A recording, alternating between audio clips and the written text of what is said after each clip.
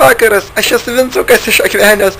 Kaip smagu čia pamačiau kaip tik internete, kad yra daug lietuvių, kurie gali prisijungti ir gali pakalbėti ir kažką tai papasakoti. Aš tai jau seniai toje Akmenėje negyvenu, aš dabar esu emigrantas Anglijoje gyvenu, kai sakant, kai tik Lietuva pradėjo shagging me, taip ir aš fucking run from this Lithuania.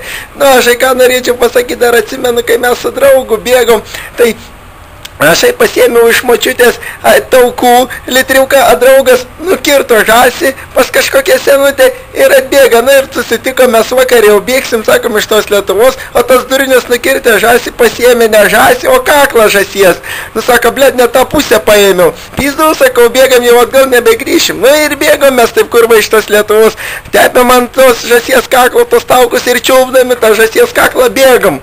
Ir pabėgam iš tos Lietuvos. Sunku buvo Anglija, bet dabar tai jau kaip ponai gyvenam, jau gerai. Kai sakant, grįžau aš čia vieną kartą atostogų, kaip tik į Akmenę, sakau, eina, aš žiūriu, po tą Akmenę vaikštau, malonu ten prisiminti, eini, žiūriu tą cemento fabris, kur su draugu dirbom tenai, po 7-8 mėnesius algų negaunam, tai atsimenu, mes ten maišom tą cementą su vandeniu ir kepam blynus, ką darysiu, algų tai nėra, valgy tai nėra, ką.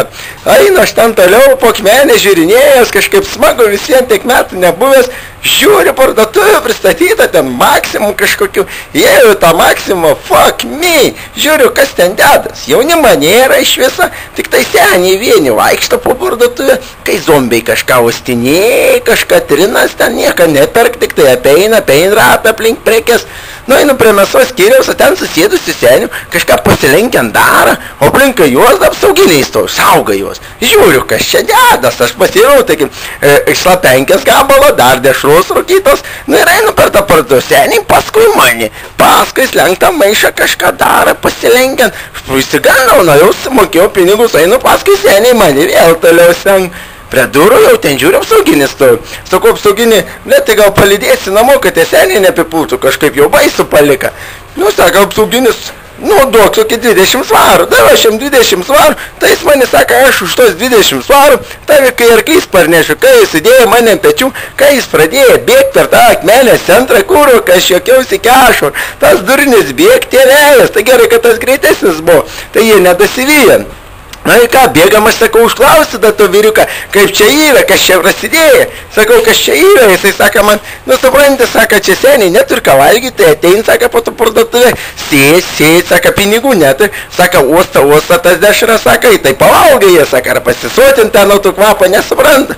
Kurva, kas jokiausi kešurų, grįžau namo, atsipjaunu rūkytas dešros gabalą, kurva, valgau jokią skonį.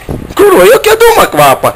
Kurva, tai viskas aišku, kas čia yra, čia seniai kurva išuosta visi. Pensininkai neturėjom kam pinigų, išuosta tas dešras. Eik tu nahu, kaip įdomu, jokiaus atsisėdęs, aš ten savo kurva iki ašaro. Įsijungi televizorių, žiūriu, blėt, žinias rodo. Ten kurva, tos artistus kaip visada, žiūriu, mano mokytojai prie Seimo atsistovi, kan ten šūkui, kan ten rėkui su plakatais, duokit mums pinigų, išmokėkit algas, nevalgiant sėdim. Kurva, atsiminiau tą mokytojai, prieš daug metų man sakydavo, Vincuk, mokinkis, bus sausą dvoną valgysi.